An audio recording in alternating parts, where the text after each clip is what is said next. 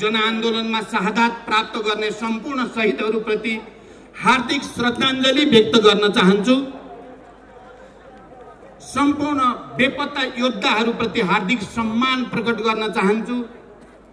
सबै घाइते अपाङ्ग योद्धाहरूप्रति पनि शीघ्र स्वास्थ्य लाभ र हार्दिक सम्मान व्यक्त गर्न चाहन्छु। साथसाथै म सम्पूर्ण शहीदहरूका आदरणीय परिवारजनहरू, बेपत्ता योद्धाका सबै आदरणीय परिवारजनहरू र घाइते अपाङ्गका परिवारजनहरूप्रति पनि हार्दिक सम्मान प्रकट गर्न चाहन्छु।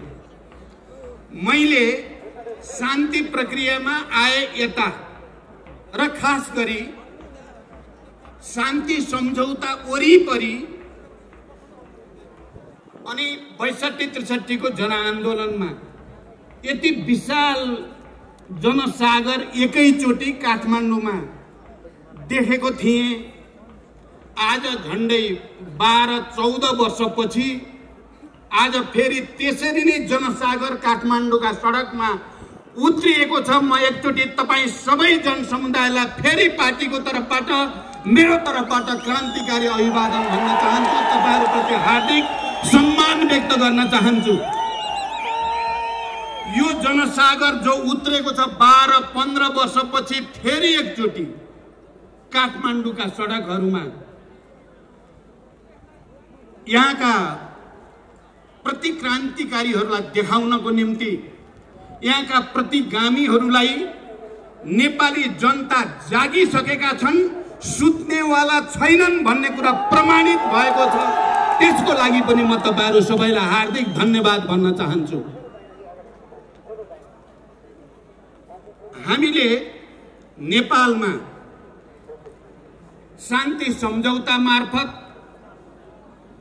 संविधान सभा मार्फत, संघीय लोकतान्त्रिक गणतन्त्रको घोषणा मार्फत र अनि संघीय लोकतान्त्रिक गणतन्त्र अन्तर्गत 3 तहको निर्वाचन सम्पन्न गरेर नेपाली जनता विश्वकै नजरमा निकै सम्मानित भएको महसुस गरेका थियौं।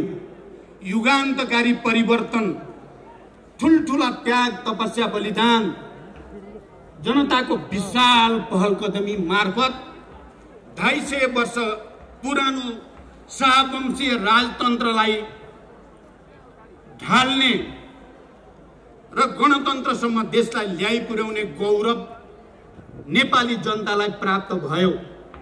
हामी पार्टी र नेताहरूले नेपाली जनताको त्यो ऐतिहासिक गौरवको नेतृत्व गर्ने अवसर हामीलाई प्राप्त भयो। हामी सबै सम्मानित भयौं, हामी सबै गौरवान्वित भयौं। विश्वले नेपाललाई नयाँ ढंगले चिन्यो। नेपाली जनता सबै खाले निरंकुशताका विरुद्ध, तानाशाहीका विरुद्ध, सबै खाले प्रतिगामी षड्यन्त्रका विरुद्ध एक ढिक्का भएर खडा हुन सक्छन्। उनले सामन्ती निरंकुशतावादीहरूको स्वर्गमा धावा बोल्न सक्छन्। तानाशाहहरूलाई घोडाबाट खसाएर त्यसका विरुद्ध फुटबल खेल्न सक्छन् भन्ने साबित भएको थियो। राजा महाराजाहरूका श्रीपेजहरूलाई झिकेर लात्ताले हान्न सक्छन् नेपाली जनताले भन्ने साबित भएको थियो। हामी सबै सम्मानित थियौं, हामी सबै गौरवान्वित थियौं। हामीले एउटा युगान्तकारी परिवर्तन ल्यायौं र हामीले त्यो परिवर्तन विद्रोह गरिरहेको, युद्ध गरिरहेको शक्ति र आन्दोलन, जनआन्दोलन, शान्तिपूर्ण जनआन्दोलन गरिरहेको शक्तिहरूको बीचमा निरंकुशताका विरुद्ध, सामन्ती तत्त्वहरूका विरुद्ध, तानाशाहीका विरुद्ध, नेपालका श्रमजीवी जनतालाई अन्याय अत्याचार गर्ने शासकहरूका विरुद्ध एउटा संयुक्त मोर्चा बनाएर हामीले आन्दोलित भएका थियौं र काठमाडौँका सडकमा जनताको सागर उर्लेर त्यो ऐतिहासिक आवश्यकता पूरा गरेका थियौं। तर आज हामीले के चाह्यौं त अब हामीले सोच्यौं, अब हामीले देश निर्माण गर्ने बेला आयो। जब संविधान सभाबाट संविधान बन्यो, संघीय लोकतान्त्रिक गणतन्त्रको संविधान बन्यो, अब हामीले सोच्यौं हामीले अब सबै श्रमजीवी जनतालाई राहत दिने, बेरोजगार युवाहरूलाई रोजगारी दिने, देशमा अब फेरि कहिल्यै राजनीतिक अस्थिरता नहोस्, राजनीतिक स्थायित्व सुनिश्चित होस् भन्ने सोच्यौं र नेपालमा आर्थिक विकासको एउटा नयाँ अभियान सुरु होस्। नेपालमा अब सुशासनको, भ्रष्टाचार नियन्त्रणको, सबै जनताले समान रूपले न्याय पाउने अवस्था सृजना होस् भन्ने हामीले सोच्यौं। तपाईहरुलाई थाहा छ, हामीले वाम गठबन्धन गरिसकेपछिको चुनावी अभियानमा भनेका थियौं अबको दशक नेपालमा विकास र समृद्धिको दशक हुनेछ।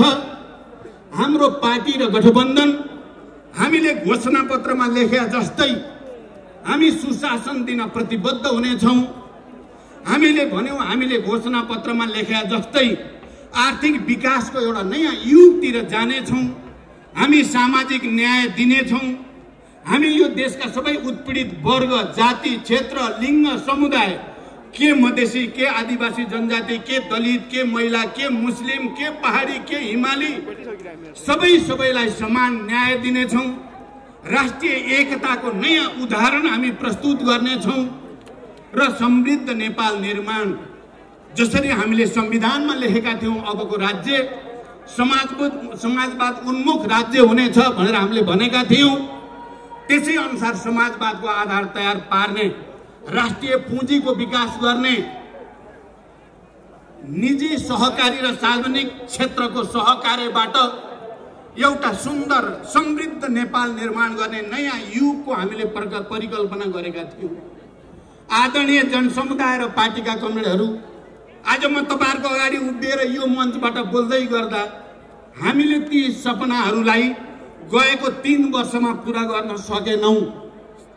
मैले त सोचेको थिएँ पार्टी एकता भइसकेपछि जनमत 2/3 जनमत हामीले प्राप्त गरिसकेपछि हामीले हाम्रो घोषणा पत्रमा भने जस्तै सबै क्षेत्रमा न्यायको एउटा नयाँ युग सुरु हुनेछ, सुशासन र पारदर्शिताको एउटा नयाँ युग सुरु हुनेछ। सबै उत्पीडित वर्ग, जाति, क्षेत्र, लिङ्ग, समुदायले राहत पाउनेछन्। सबै अप्ठ्यारोमा हाम्रो कम्युनिस्ट पार्टीको नेतृत्वको सरकारले राज्यको तर्फबाट सबैलाई राहत दिनेछ भन्ने हामीले सोचेका थियौं।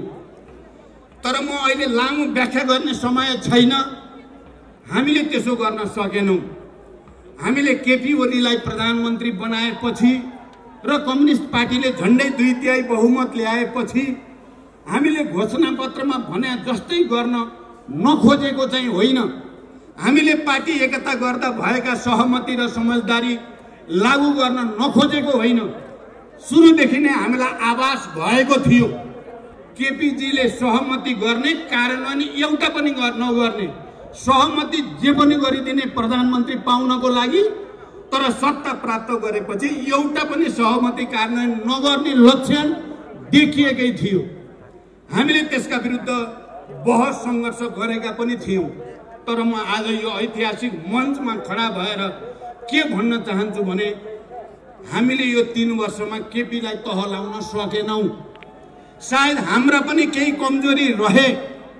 मैले त प्रस्तावमा लेखेको पनि छु, केपीलाई कुनै तरिकाले सम्झाई, बुझाई, फकाई गरेर अलि उदारतापूर्वक कतिपय उहाँका कुरा मानिदिएपछि पो ठिक हुने हो कि पार्टी पनि बच्ने, देश पनि अगाडि जाने हो कि भन्ने ठानेर हामीले जे गर्यौं, परिणाम के देखियो भने त्यो तरिकाद्वारा केपी ओली प्रवृत्तिलाई ठिक गर्न सकिने रहेनछ।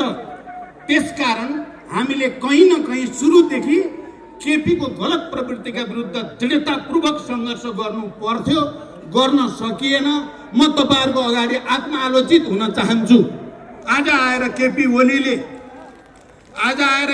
ओलीले खाली पार्टी विधान नमान्ने मात्रै होइन, पार्टीभित्र भएका सहमतिहरू नमान्ने मात्रै होइन, देशको संविधानै नमान्ने, संघीय लोकतान्त्रिक गणतन्त्रै नमान्ने र विध्वंसतिर जाने जो काम भयो, हामीले अब केपी ओलीलाई मात्रै दोष दिएर हामी चोखै हुन्छौं जस्तो मलाई लागेको छैन। म तपाई जनसमुदायलाई साक्षी राखेर के प्रतिज्ञा गर्न चाहन्छु भने अब हामी त्यस्तो केपी प्रवृत्ति जस्तो प्रवृत्तिप्रति उदार भएर भित्रभित्र सङ्घर्ष गर्ने अनि उनकोलाई काम गर्न उनको प्रवृत्तिलाई अगाडि बढ्न दिने त्यस्तो खालको भुल अब हामी गर्ने छैनौँ। म तपाईहरुको अगाडि प्रतिबद्धता र संकल्प व्यक्त गर्न चाहन्छु। त्यसो गरेर फाइदा हुँदो रहेनछ, प्रमाणित भयो। हामीले सुरुदेखि भएको सहमतिलाई दायाँ बायाँ हुन नदिएको भए सायद केपी बेलैमा नाङ्गिन्थे कि बेलैमा केपीलाई एक्सपोज गर्न सकिन्थ्यो कि आज फर्केर हेर्दा मलाई त्यो लाग्छ। तर हाम्रो कमजोरीलाई, हाम्रो उदारतालाई कमजोरी ठानेर केपीले जुन दुस्साहस अहिले गरेका छन्, हामी अन्ततः तपाईहरुको अगाडि आउन बाध्य भयौं।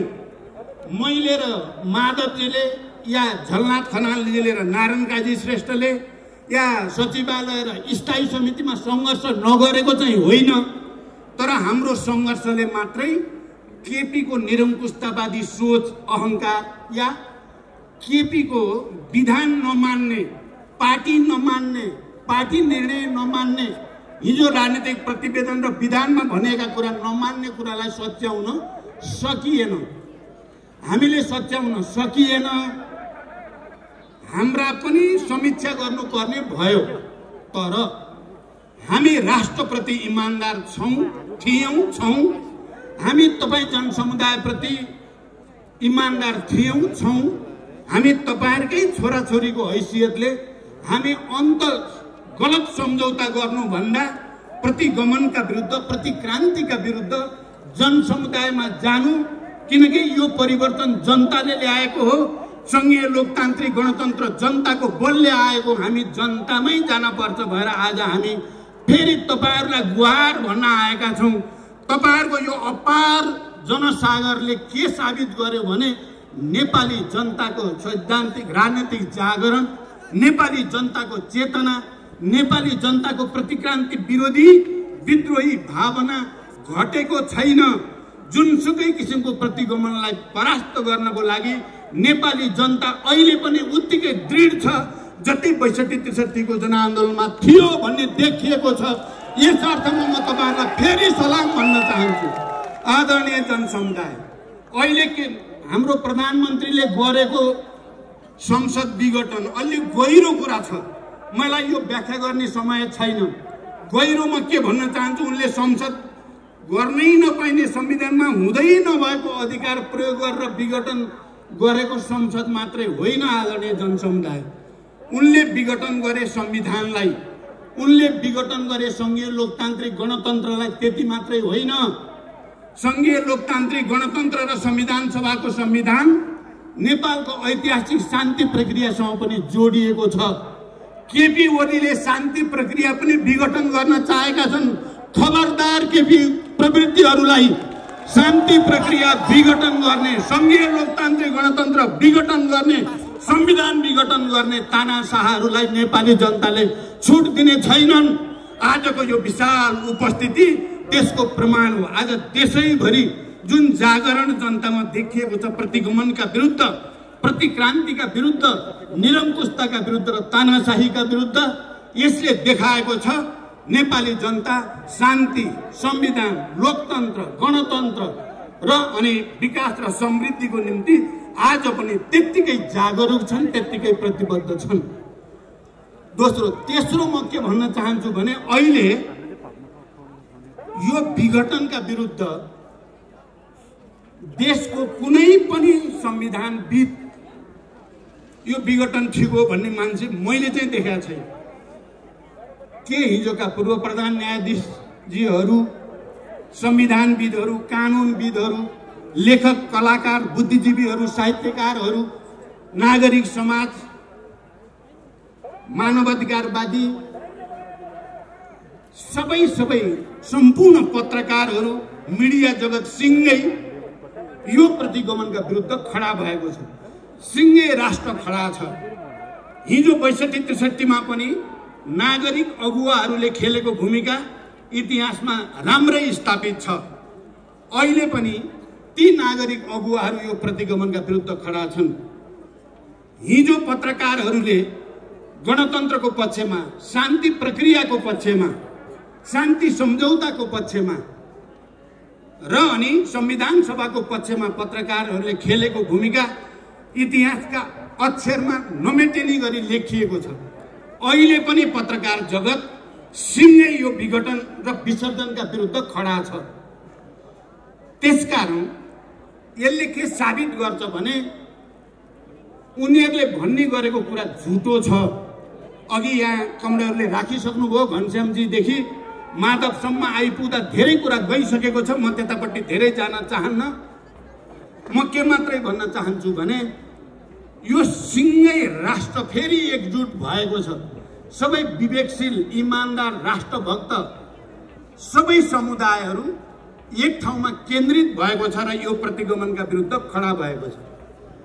यो कुरा आइ नै सकेको छ। म त्यसलाई धेरै भन्न चाहन्न कि केपीजी र केपी नजिकका मान्छेहरूले हामीले सेटिङ मिलाइसकेका छौँ भनेका छन्। धेरै नै उनीहरूको सेटिङलाई जनताको तागतले त्यो सेटिङ भत्काएर नयाँ सेटिङ, जनताको पक्षमा सेटिङ खडा हुन्छ भन्ने विश्वास म व्यक्त गर्न चाहन्छु।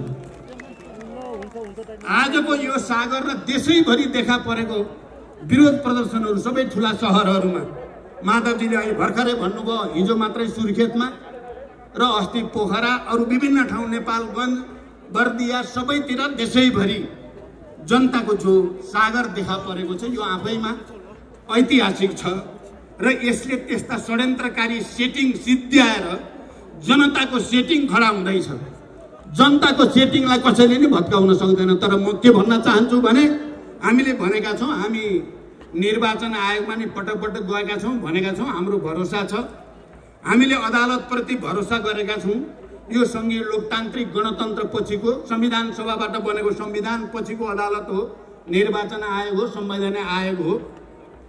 केपीको सनकको भरमा उनको निरङ्कुशतालाई कसैले पनि साथ दिन्छ भनेर हामीले भरोसा गर्दैनौँ। तर आज काठमाडौँका सडकमा उर्लिएको जनसागर हाम्रो अदालतले पनि राम्रै देखेको छ, देख्छ।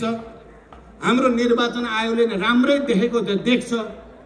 किनभने कुनै पनि ऐतिहासिक फैसलामा जनताको मानसिकता के छ, मनोविज्ञान के छ, जनताको भावना के छ भन्ने कुरा पनि एउटा महत्त्वपूर्ण फ्याक्टर हुने गरेको छ।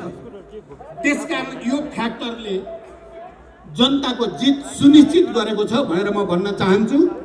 अझै पनि अदालतका पूर्व प्रधान न्यायाधीशहरू, वकिलहरूले यो प्रतिगमन नै हो, संविधानमा हुँदै नभएको कुरा गरियो भन्दा तिनीहरूलाई गाली गर्ने, प्रधान न्यायाधीशहरूले वक्तव्य दिँदा तिनलाई गाली गर्ने, पत्रकारहरूले सत्यको पक्षमा लेख्दा तिनलाई गाली गर्ने, तिनलाई दबाब धम्की दिने।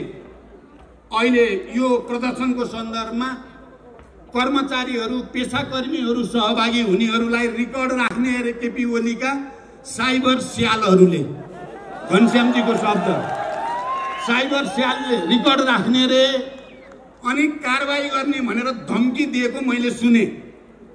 कर्मचारीहरू यहाँ खबरदार, कोही गयो भने को गयो जुलुसमा त्यसको रिकर्ड राख्ने अरे। अरू विभिन्न क्षेत्रमा काम गर्ने कर्मचारीहरू, पेशाकर्मीहरू, विभिन्न व्यवसायीहरूको नि रिकर्ड राख्ने अरे। म यो मञ्चबाट केपी र केपीजीको निरङ्कुश गुटलाई चुनौती दिन चाहन्छु। गरेर देखाऊ, एउटालाई छोएर देखाऊ, एउटालाई छोएर देखाऊ। र म सबै कर्मचारी साथीहरू, तपाईहरुले हिजो गणतन्त्रको आन्दोलनमा जसरी सडकमा निक्लेर पार्टीहरू, नागरिक समाजलाई साथ दिनुभयो र तपाईं गौरवान्वित हुनुभयो। नडराउनुहोस्, तपाईहरुलाई छिसिक्क रौँ मात्रै हल्यो भने पनि त्यसको संरक्षण हामी गर्नेछौँ। भोलिको सरकार फेरि पनि जनताको सरकार हो, छिटै जनताको सरकार आउनेवाला छ। त्यो सरकारले कारबाही त केपी ओली र त्यसको निरङ्कुश गुटलाई गर्नेछ, कर्मचारी र वीरहरूलाई होइन, जो लोकतन्त्र र गणतन्त्रको पक्षमा, सामाजिक न्याय र समृद्धिको पक्षमा लडाईँ लड्नेलाई कारबाही, अनि संविधान ध्वस्त पार्ने, गणतन्त्र ध्वस्त पार्ने उनको पछि लाग्ने देख्नु भएको छ नि अनुहार तपाईहरुले। उनको पछि लाग्ने भने हिजो ज्ञानेका जो मान्छे छन् ती मान्छे दौडिया छन् अहिले। तपाईहरुले यो नि थाहा पाउनु भएको छ नि केही हिजो पूर्व माओवादी भनेका फुट्ने आउने जाने गरेका केही चाहिँ अहिले खरानी बसेर चिन्नै नसक्ने भएको छन्। के ओरिजिनल केपी का चाहिँ साइबर स्याल भन्दा यी भगौडाहरू चाहिँ त यति धेरै खरानी बसेको देखेर मलाई त लाजै लागेको छ। त्यसकारण यो चल्नेवाला छैन। कर्मचारी साथीहरू तपाई ठुक्क भएर अगाडि बढ्नुहोस्। हामी हिसाब राख्छौं। केपीले राखेको हिसाब मिल्नेवाला छैन। केपीले राखेको हिसाबको केही अर्थ हुनेवाला छैन। जो निरङ्कुशताका विरुद्ध गणतन्त्रका पछि लडाईँ लड्छ महान त्यही हुन्छ। अहिले संविधानको पक्षमा संघीय लोकतान्त्रिक गणतन्त्रको पक्षमा जो लड्छ महान त्यही हुन्छ। हामीले खोजेको के छ त? अब म यही कुरा थोरै राखेर टुङ्ग्याउन चाहन्छु। हामीले पार्टी त्यस्तो बनाउन चाहेका छौं जो सिद्धान्तमा आधारित होस्। मार्क्सवाद लेनिनवादमा साँचो अर्थमा आधारित पार्टी, त्यसको निर्देशनमा चल्ने पार्टी बनाउन चाहन्छौं। हामी समाजवाद प्रति इमानदार, सामाजिक न्याय प्रति इमानदार पार्टी बनाउन चाहन्छौं। हामी जनवादी केन्द्रीयतामा चल्ने पार्टी बनाउन चाहन्छौं। हामी संगठनात्मक विधि पद्धतिमा चल्ने पार्टी बनाउन चाहन्छौं। हामी नेपाली जनतालाई खुशी दिन, नेपाली जनता अझ श्रमजीवी जनतालाई राहत दिने सक्ने र त्यसको नेतृत्व गर्ने पार्टी बनाउन चाहन्छौं। हामी सामाजिक न्याय सहित निजी सहकारीसँग राम्रो सहकार्य गरेर, सार्वजनिक क्षेत्रसँग सहकार्य गरेर समाजवादको नेपाली मोडेल बनाउन चाहन्छौं। समाजवादको नेपाली मोडेल खडा गरेर विश्व सामु हामी देखाउन चाहेका छौं। मैले जति बेला पार्टी एकताको प्रस्ताव लिएर, वाम गठबन्धनको प्रस्ताव लिएर तत्कालीन एमालेका अध्यक्ष केपी ओली कहाँ गएको थिएँ, मेरो सपना एउटा नयाँ नेपाल, अब संविधान बन्यो, संघीय लोकतान्त्रिक गणतन्त्र भयो, निर्वाचन पनि अब सम्पन्न हुन लाग्यो, अब चाहिँ देशमा राजनीतिक स्थायित्व बनाउने, विकासतिर लैजाने कम्युनिस्ट पार्टीले नै त्यही गर्न सक्छ भन्ने विश्वास लिएर अग्रिम प्रधानमन्त्री केपी ओलीलाई दिएर गरे पार्टी एकता हो। प्रधानमन्त्री नदिए भए त हुने रहन्छ पार्टी एकता। अब उनलाई त प्रधानमन्त्री बाहेक केही चाहिए रहन्छ। अहिले मलाई पो भन्छन् उल्टो प्रचण्डलाई प्रधानमन्त्री चाहिए हुनाले किचलो गरेको भन्छन्। यो भन्दा 8औं आश्चर्य मैले अरु केही देख्दिन। हिजो संविधान बनाउँदा होस् या, तर हाम्रो चिन्ता त यो देशलाई कसरी समृद्ध बनाउने, सुशासन दिने, नेपाली युवाहरूलाई कसरी रोजगारी सृष्टि गर्ने, उद्योग व्यवसाय फस्टाउने वातावरण कसरी बनाउने, राष्ट्रिय एकतालाई कसरी सुदृढ गर्ने, सबै जात जाति भाषा भाषी क्षेत्र समुदायलाई कसरी सामाजिक न्याय दिने, समावेशी समानुपातिक मान्यता अनुसार सबैको प्रतिनिधित्व सुनिश्चित गर्ने, हाम्रो त त्यहाँ चिन्ता हो। तपाईहरुले घोषणा पत्र हेर्नुभयो भने यिनै कुरा लेखिएको छ। तपाईहरुले पार्टीको राजनीतिक प्रतिवेदन हेर्नुभयो भने यिनै कुरा लेखिएको छ। तपाईहरुले विधान हेर्नुभयो भने यिनै कुरा लेखिएको छ। तर केपी ओलीले एउटो पनि पालन गरेनन्। न सिद्धान्तको, न राजनीतिको, न संगठनको, न विधिको, न विकासको, निर्माणको, रेलको र पानी जहाजको हवाई कुरा गरेछ। यहाँ चाहिँ कोभिड-19 कोरोनाले आक्रान्त नेपाली जनतालाई सबैलाई मिलाएर संरचना बनाऊ भन्दा व्यङ्ग कस्ने र त्यसैमाथि भ्रष्टाचार गर्ने अनि हावा कुरा गरेर नेपाली जनतालाई ठग्ने जो काम भयो, हामी त्यस्तो चाहदैनौं। मैले तपाईहरुको अगाडि उभिएर नेपालभरि चुनावी अभियानको बेलामा भनेको छु, यो हामी अब जीवनको उत्तरार्धमा आइएको छ। 65-66 वर्ष पार भइसकेपछि त अब 8-10 वर्ष मात्रै हो हामीले सक्रिय जीवन बिताउने। मैले त भन्दा हिजो जनयुद्धको तयारी, जनयुद्ध, शान्ति प्रक्रिया, शान्ति सम्झौता, संविधान सभा, गणतन्त्र, यो सबैमा भूमिका खेल्ने अवसर प्राप्त भयो। लड्दै लड्दै जाँदा धेरै क्षतिहरू भयो, धेरै शहीद भए, धेरै बेपत्ता भए, धेरै घाइते अपाङ्ग भए। गर्दै गर्दै जाँदा आफ्नै घरभित्र पनि छोरा मरे, छोरी मरे। अब मेरो अगाडि के बाँकी रह्यो त जीवनको सपना भन्दा अब नेपाल र नेपाली जनतालाई सामाजिक न्याय दिने, समृद्धि दिने, नयाँ मोडेलको समाजवाद दिने मेरो बाँकी जीवन यसैको निम्ति समर्पित छ भनेको थिएँ। तर प्यारा दिदीबहिनी दाजुभाइहरू, यो केपी ओली भन्ने कस्तो जातका मान्छे फेला परे भने उनलाई अहिले 1 नम्बर अपराधी नेपालको प्रचण्डै हो भन्ने लाग्छ। र उनको मिसन, उनको अहिले एकमात्र मिसन के भएको छ? राजावादीसँग मिलेर होस्, दक्षिणपन्थीसँग मिलेर होस्, जोसँग मिलेर होस् प्रचण्ड सिद्ध्याउने अनि माधवजी र मेरो बीचमा फाटो पार्ने अनेक खालका केही छैन है, फाटो पार्ने अनेक षड्यन्त्रहरू भइराखेका छन्। मैले यो कुरा नजिकबाट हेरेको छु। माधवजीले भन्नुहुन्छ, आज त अलि अर्को भाषामा भन्नुभयो उहाँ, मैले बालुवाटारमा पुच्छर सिधा गर्ने, केपीजीको पुच्छर सिधा गर्ने भनेर तेल लाको लाई गरे। तर अब त्यो पुच्छर के गरी सिधा हुने थिएन, सिधा भएन पनि। त्यो काम हामी सबैले पनि गर्न खोज्यौँ, हुने कुरा थिएन। त्यसकारण अन्ततः यो प्रवृत्तिका विरुद्ध सङ्घर्ष गर्नुको अर्को कुनै विकल्प थिएन। र यो सङ्घर्ष गर्न हामी तपाईहरूसँगै आउनु पर्थ्यो। तपाईहरू बिना यो सफल हुने कुरा थिएन। हामी 1-2 नेता मात्रैले पुरा गर्न सकेनौँ। मैले यसमा आत्मालोचना गरि नै सकेको छु। तर जनता साथमा भइसकेपछि फेरि इतिहासको कुनै पनि तागतले हामीलाई हराउन सक्दैन। यो कुरा पनि पटक पटक प्रमाणित भएको छ। मैले अहिले यो प्रतिगमनका विरुद्ध आवाज उठाउने सबै जनसमुदायप्रति हार्दिक बधाई र धन्यवाद भन्न चाहन्छु। र यो प्रक्रियामा यो प्रतिगमनै हो, यो असंवैधानिक नै हो, यो अलोकतान्त्रिक नै हो, यो स्वेच्छाचारी नै हो, यो निरङ्कुश नै हो भनेर आवाज उठाउने सबै संविधानविद, पूर्व प्रधान न्यायाधीशहरू सबैप्रति पनि म यो मञ्चबाट आभार प्रकट गर्न चाहन्छु। यो प्रतिगमन नै हो, यो देशलाई भड्कारोमा हाल्न खोजेकै हो, एउटा अराजकताको भुमरीमा लान खोजेकै हो भनेर निरन्तर लेख्ने, बोल्ने, छाप्ने सबै पत्रकार साथीहरूप्रति पनि म हार्दिक धन्यवाद ज्ञापन गर्न चाहन्छु।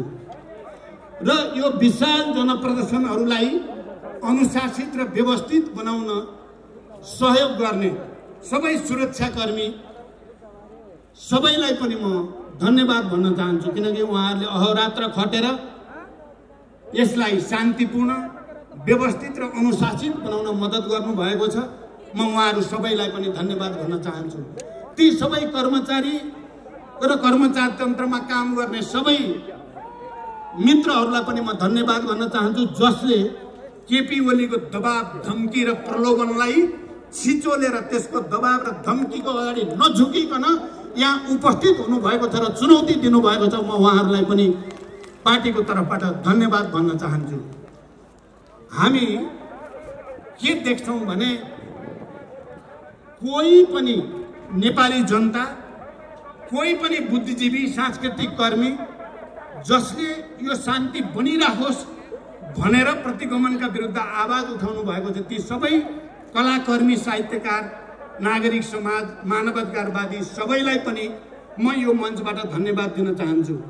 अहिले माधवजीले भने जस्तै म समेत बसेर हामीले लिडरहरूले सुनेका छौँ, पत्रकार र केही सम्पादकहरूले हामीलाई तपाईहरूले खालि केपीलाई गाली गरेर मात्रै हुँदैन भन्ने कुरा हामीले राम्रोसँग महसुस गरेका छौँ। यही कमजोरीको पनि समीक्षा गर्नुपर्छ।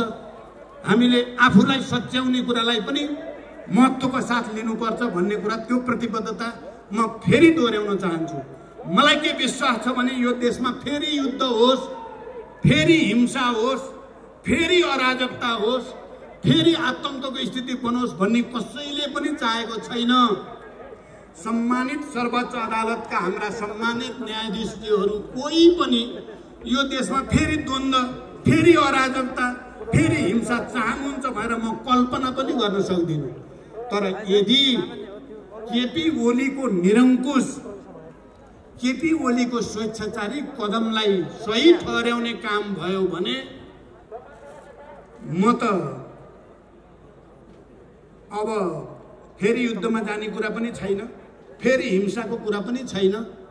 शान्तिपूर्ण बहुदलीय प्रतिस्पर्धामा कमिटमेन्टको साथ तीनवटा चुनाव हामी लडिसक्यौँ।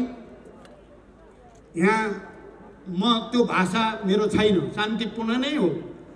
यदि त्यसो भयो भने शान्तिपूर्ण रूपले यसरी नै जनता, लाखौं लाख जनता निरन्तर सडकमा अपिल गरेर भए पनि गल्ती सच्याउने, निरङ्कुशता सच्याउनेमा त मेरो निरन्तर प्रयास भइ नै राख्छ। तर त्यस्तो केपीको निरङ्कुशतालाई प्रोत्साहित गर्ने काम भयो भने नेपालको शान्ति प्रक्रिया डिरेल हुन्छ भन्ने मलाई ठुलो चिन्ता छ। म बडो गम्भीर शब्दमा म सबैलाई अपिल गर्न चाहन्छु, यो देशलाई बर्बाद हुने बाटोमा हामी कसैले कुनै कारणले पनि लाने भूमिका नखेलौं। धेरै ठुलो मूल्य चुकाएर नेपालमा संघीय लोकतान्त्रिक गणतन्त्र र शान्ति प्राप्त भएको हो, लोकतन्त्र र शान्ति प्राप्त भएको हो। अब लिडरसिप ठिक हुने बित्तिकै मलाई विश्वास छ हामी, म र माधवजी अहिले अध्यक्ष भएको र यी हजारौं लाखौं कार्यकर्ता भएको यही पार्टीले समृद्ध सामाजिक न्याय सहितको नेपाल बनाइ छाड्नेछ। म त्यो विश्वास पनि व्यक्त गर्न चाहन्छु र कसैले पनि अराजकताको साक्षी बन्ने छैनन् भनेर विश्वास व्यक्त गर्न चाहन्छु। र अन्तिममा म कहिलेकाहीँ केपीजी अलि ठट्टा मजाक बढी गरेको कुरा मैले भनेको पनि अलिअलि कहिलेकाहीँ विवाद पनि हुने गर्छ। मैले एउटा कुरा भनेको छु, हाम्रो नेपालीहरूको संस्कार र संसारभरिको मानिसको पनि संस्कार हो। विवाह भयो, जन्ती जानी भयो भने हाँसी मजाक हुन्छ, नाचगान हुन्छ, बाजा गाजा हुन्छ, रमाइलो गर्दै गइन्छ। मार्क्सवादले हामीलाई के भनेको छ भने यो आन्दोलन सङ्घर्ष भनेको जनताको लागि उत्सव हो अरे क्या, उत्सव जस्तो। किन उनीहरूले अधिकार पाउँछन् त, जनताले आन्दोलनबाट अधिकार प्राप्त हुन्छ। त्यहाँदेखि त्यो उत्सव जस्तो हो, त्यहाँ नाचगान हुन्छ, जोस हुन्छ, आवेग हुन्छ, रमाइलो हुन्छ। तर हाम्रो केपीजी आन्दोलन भएपछि उहाँ रुन थाल्नुहुन्छ। कुरा गर्नु केपीजीको चाहिँ अस्ति ६२-६३ गणतन्त्रको आन्दोलनमा माधवजीले मलाई धेरैचोटि भन्नुभएको छ, झलनाथजीले, सबैले गणतन्त्रको आन्दोलन हुनु हुँदैन भने नोट अफ डिसेन्ट लेख्न लगाउने मान्छे हुनुहुँदो रहेछ केपी ओली, गणतन्त्र हुनुहुन्न भनेर। आन्दोलन भयो भने चाहिँ त्यसको विरुद्ध खडा हुनुहुँदो रहेछ। संघीयताको त अहिले विरोधै गर्नुभएको छ, भाँट दिन्छु, कुर्सी भत्काइदिन्छु सबै भन्नुहुन्छ। अब त संविधान भत्काइहाल्नु भयो। अनि जब घरमा कोही मर्छ, बा आमा छोराछोरी कोही, त गाउँ टोल नै शोकमग्न हुन्छ। सबैले एकले अर्कालाई ढाडस दिन्छन्। केपीको बानी के रहेछ भने त्यो बेला हाँस्ने, उहाँलाई हाँसो आउँदो रहेछ कि अहिले संविधान आइसियुमा छ, मर्ने हो कि बाँच्ने भएको छ, उहाँ चाहिँ हँसाउँदै हिँड्नु भएको छ सबैलाई। हामी स्तब्ध भएका छौँ, संवेदनशील भएका छौँ। राष्ट्र के हुने हो, जनताको भविष्य के हुने हो, संविधान गणतन्त्रको भविष्य के हुने हो भन्ने हामी चिन्ता गरेका छौँ। उहाँ चाहिँ ठट्टा मजाक कमेडी प्रहसन गरिराख्नु भएको छ भनेपछि यो उल्टो खोपडीको मान्छे नेपालमा कसरी। अब हेर्नु एउटा विचित्र, उहाँले यो जनयुद्ध भनेपछि सुन्न पनि नचाहने एक नम्बर मान्छे उहाँ हुनुहुन्थ्यो पहिला। तर पछि अब शान्ति सम्झौता भएपछि त अलिकति मान्नु होला कि भन्ठानेको त एकतापछि पनि त्यो जनयुद्धको शहीदलाई सम्मान गर्ने कार्यक्रममा एकचोटि पनि उहाँ जानु भएन। माधवजी जानुभयो, झलनाथजी जानुभयो, एमालेका सबै नेताहरू जानुभयो, केपी कहिले पनि जानु भएन।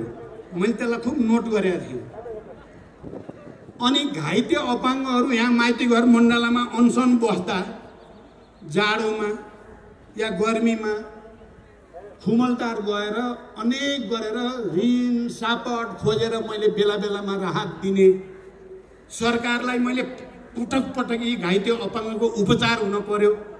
पहिला खाइपाई आएको त्यो मासिक भत्ता पनि खोजिदिएछ यो सरकारले त झन्। त्यो गृह प्रशासन पनि सबै केपीले जे भने त्यही मान्ने छ। मैले धेरैचोटि भन्दा कहीँ कतै टेर पुच्छर लागेर उल्टो मासिक भत्ता खोसियो, घाइतेको उपचार गर्ने कुरालाई पुरै व्यवस्था गरियो।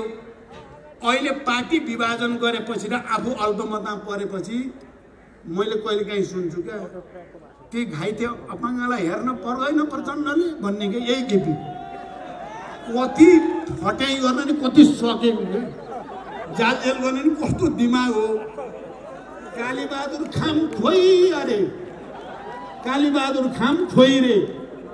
त्यो कालीबहादुर खाम बिचरा आफैले केही गरे त होइन, उसको मुद्दा चाहिँ ठिक ढङ्गले हल होस् भन्नको लागि 10-11 वर्षदेखि म लगातार लागेको छु।